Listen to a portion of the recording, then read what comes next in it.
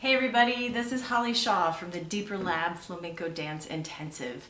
And in this video, we're going to be talking about moving from frozen to focused, how to step into the cuadro and really start dancing. Now, I know if you clicked on this video, you probably know what I'm talking about. It's that feeling of it's your turn to dance and all of a sudden it's like all the steps you've ever learned have just kind of flown out of your mind and you come up blank. Some people experience it really severely with, heart palpitations, or their feet freeze up, or they have like a really bad feeling in their gut, and they start to dread going out to dance, even though this is like the moment they've been waiting for. So I want you to know you're not alone. Like, everyone experiences this on some end of the spectrum, whether they're a beginner or whether they're a professional.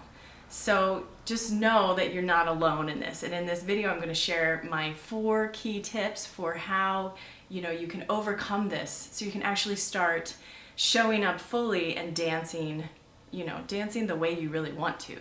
Tip number 1. So the first thing I would say to you when you come up blank is wait. Just wait. Don't dance until you feel moved, until you feel ready. And here's the thing I want you to understand most is that you are worth waiting for.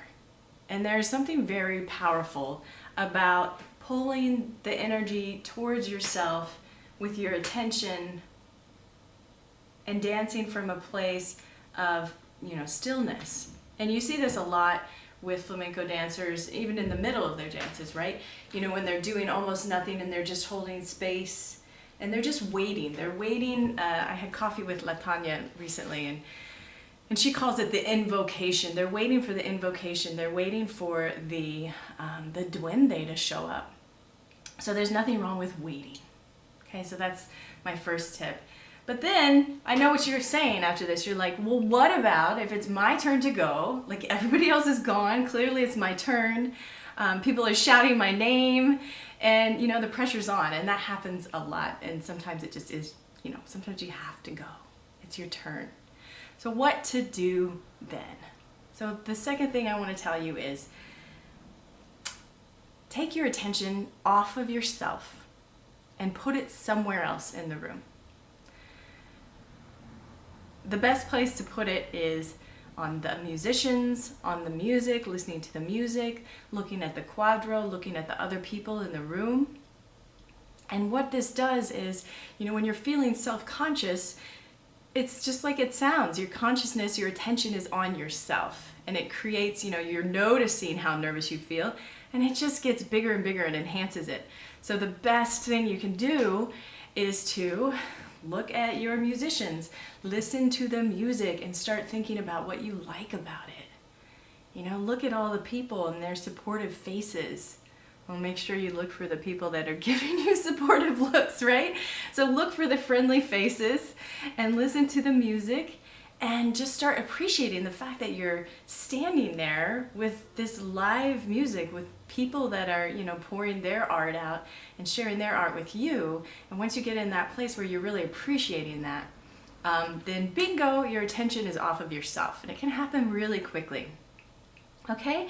And so then once you are appreciating, you're listening to the music, then you can return your attention to your own body. And you can ask yourself, so number 3 is ask yourself, what does my body want to do next?